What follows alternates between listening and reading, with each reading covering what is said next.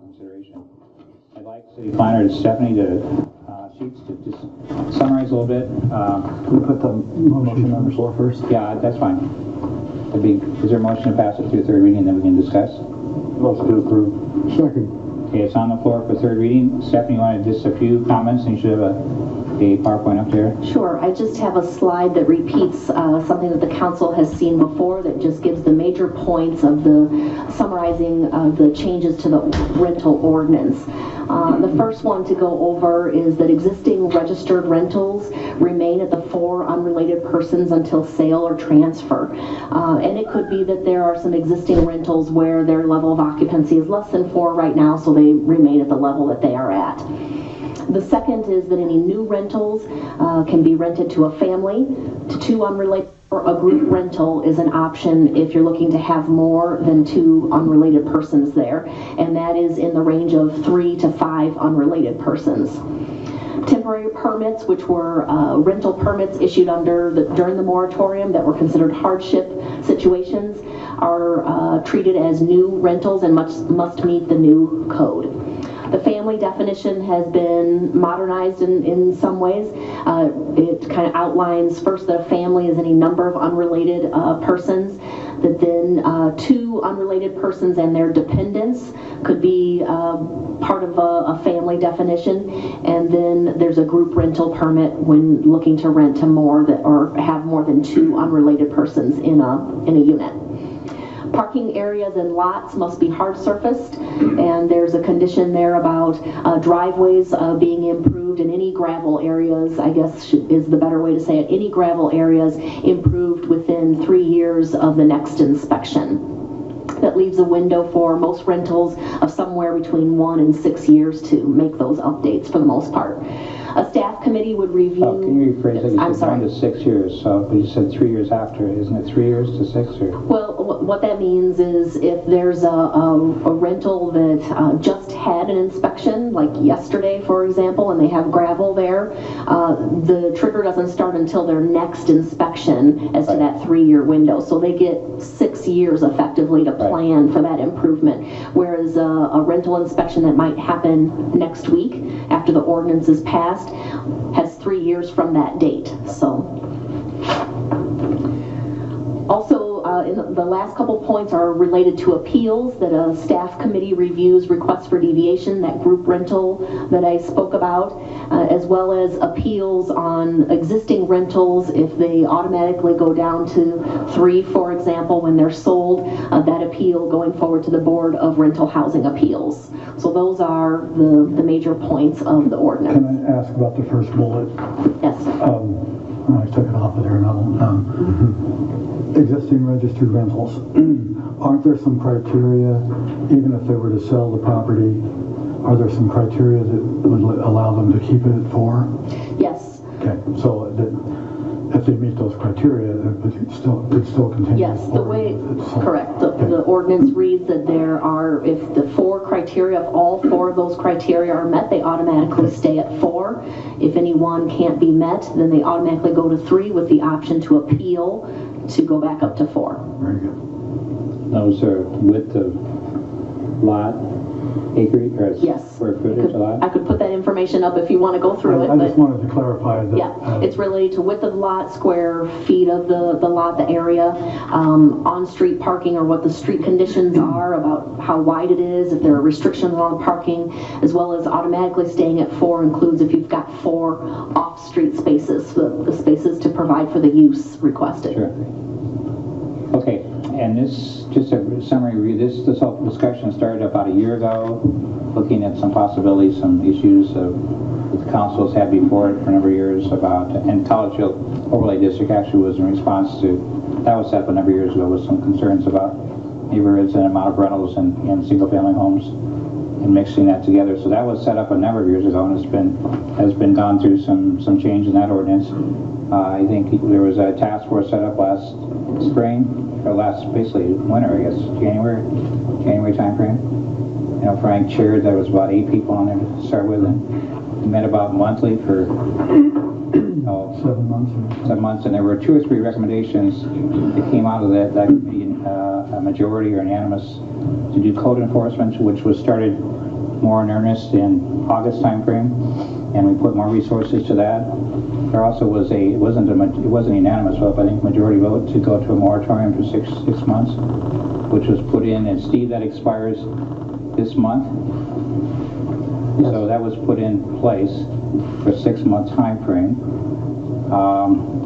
And correct me if I'm wrong, there was discussion then was the task force going to have a 10-year meeting, and I think the council asked the staff to devise some changes, which is the ordinance you have before us, and it's fairly complicated because it involves a lot of compromises. If we did just like Ames and Iowa City, I think they just went from 4 to 3, very simple, without any all these 2 to 5 or different scenarios that could be looked at. So that was a very simple ordinance in the end, but that was as quick and very not taking into account any variables. Is that a fair statement from Frank and Dick's position? Is so I would like to, I guess, ask a little bit of, there's been a lot of questions raised, and I know if Frank or Dick want to make any comments about what the ordinance is, what has been said, or what you view as maybe some, there's been a lot of articles and statements made, so I think there's been some questions raised that aren't accurate as far as what we understand. Is that, Dick, do you want to comment, or Frank, either one, and then I'll take comments from the floor? Would you? I'll go first. I hadn't planned on saying much, but I think the only thing that I'd bring forward is something that Frank had mentioned on a couple occasions is what's the follow-up once this ordinance is adopted. First of all, it's our plans to update the council on a monthly basis as to the type of information that's coming in from the registration permits. We are in the process of collecting thoughts or suggestions as to how the ordinance can be improved, and that list will actually be discussed very specifically in 6 months, and then again in a year. We are tracking every contact that we make. We are encouraging property owners to contact us and find out how this ordinance applies to their property. Then we give them an interpretation that they can go forward with from there. Once the filing of the occupancy registration is filed, I think we'll have a much greater sense of how many of the units out there or dwellings are 3-bedroom, 2-bedroom, 4-bedroom, and that will give us some very good occupancy data. We'll continue to track vacancy rates and enrollment at UNI, as well as the number of units that are available at UNI. We are tracking every code enforcement incident that we have, and we have a long list of those and compliance for those. Along with that code enforcement inspections and the rental inspections, we'll be able to determine how many gravel parking areas are existent right now, and be able to determine whether they fall in the category of a parking lot or as a driveway. And certainly within inspecting 1/3 of the units every year, because we go all the way through the rental cycle once every 3 years, we'll be able to determine or confirm the number of bedrooms and whether or not the bedrooms are fully leased out or not. So in other words, there's a vacancy inside a 4-bedroom versus 3. And then we'll also be analyzing or collecting annual sales data. So that's the collection of all the information that will be coming forward to the council as we move forward. Some of it will come on a monthly basis, and some will come at an interval of 6 months or 1 year. I think it's real important for everyone to know that much like the floodplain ordinance that was pretty controversial and complicated, we went through a process there also where we did amendments after it had been in effect about 6 months and then again in a year, just simply to iron out the various details that occurred with that particular ordinance, which spent a lot of time to update, I think maybe about 5 to 6 years ago. A lot of our accountability was even more, maybe closer to appropriate in this topic. That was adopted, and then you went through some reviews, and there was no one. I think there's no landlord lost their rental permit because of that. I believe there's been a cooperative effort with the police and code enforcement, and a lot of positive changes that came out of that. Do you have an estimate once we pass the first reading? This is the third consideration. We've had 3 meetings in a row and had discussion before. believe there was a number of homeowners, or landlords came in and talked to various staff and said, here's my situation, and you went through a process and reviewed that with a number of... I think Stephanie would have the number. Ballpark? 45. So we had 45 people have come in after the first reading, in between the first and tonight, Correct. for discussion. Any comments on what that process was? Or any... Well, I just have a summary. We were trying to keep track of maybe what the main questions were, and they really did vary, but I guess a majority of the questions that we received, about 51% of those questions were about existing rentals and asking what would be the level of occupancy. So we tried to give them information about, just like I said tonight, it remains at the 4 unrelated until the time that it's sold or transferred, and then tried to outline for them out of the ordinance the criteria that were mentioned about how it automatically stays at 4 or automatically reduces to 3 were outlined for those properties with some estimates about that. We also then received a fair amount of questions. About 11% of the questions were about, well, I want to possibly create a new rental. What would I be allowed to do? And so we talked through that a little bit. And then, just a number of different types of questions as to what the paving requirement would be, concerned that paving might trigger an immediate reduction in occupancy. If said, no, that's not the case. And those types of questions. Some questions about, could I have a roomer or not? How would that work? Okay, at this point we have, sorry. One more point.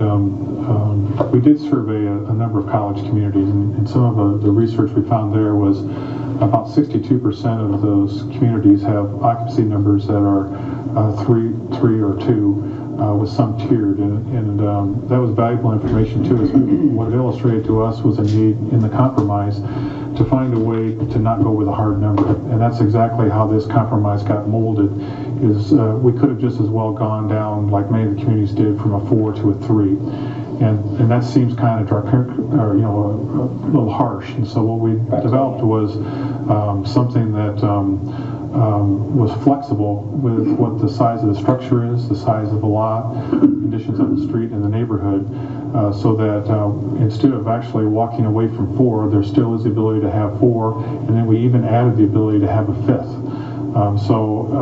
Actually our compromise is in many cases much more liberal than what we have today, and it's much more flexible than what most college communities are going with today.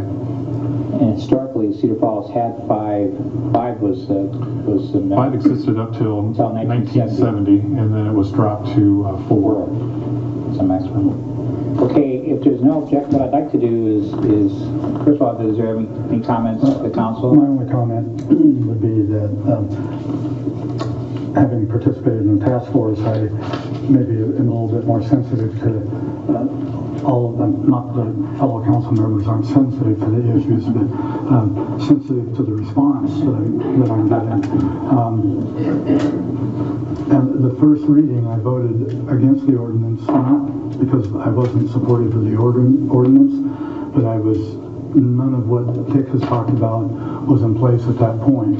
That is very important that this is a very complicated ordinance that we're doing. It's important, I believe, for the long-term best interests of our community, but at the same time, I don't want casualties along the way. And having staff report to us on a monthly basis that here are the issues that are occurring out there, I believe in this council that if there are serious red flags that are impacting renters or impacting landlords that were unanticipated, that we can be flexible with this. I want to look at this ordinance as a work in progress, that we're the kind of community that we need to be able to give back and forth. But if we wait to solve all of the issues before we pass it, nothing will ever get passed. And we had success with the landlord accountability ordinance because we were able to respond to the ordinance itself and the fallout from it. And I think that we're really taking that next step now.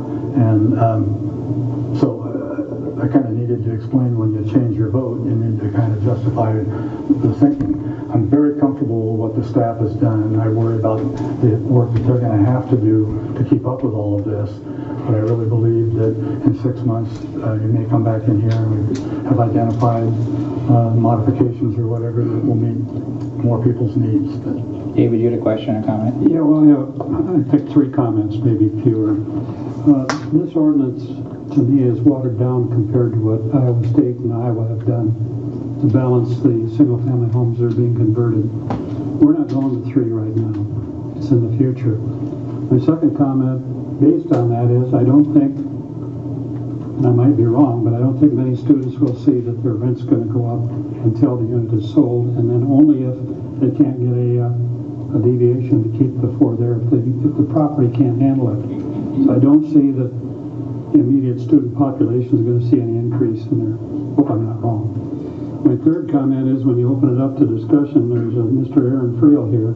It's on the Student Senate, and I'd appreciate it if you'd give him the floor first, because he's got 100 and some odd emails that he wants to present to us. So, Okay, any other comments right here to start with? Mr. Mayor, I have a point of clarification. Sure. In the ordinance, we mentioned there's one trigger that could reduce occupancy down to 3, and that's the sale of a property. But if I recall reading the ordinance, there is an issue where if the property is cited for, say, bad behavior or something like that, that could trigger a review. Is that correct? Yeah, there are provisions in the ordinance about giving us baseline information, of which that includes, if I stated that right, Steve, I think I did. So that's to say if there's a loud party or something of that nature, it could trigger an automatic review, which could reduce occupancy from 4 to 3. No. Oh, I'm sorry, I must have read it wrong. Okay. Tell me what it says.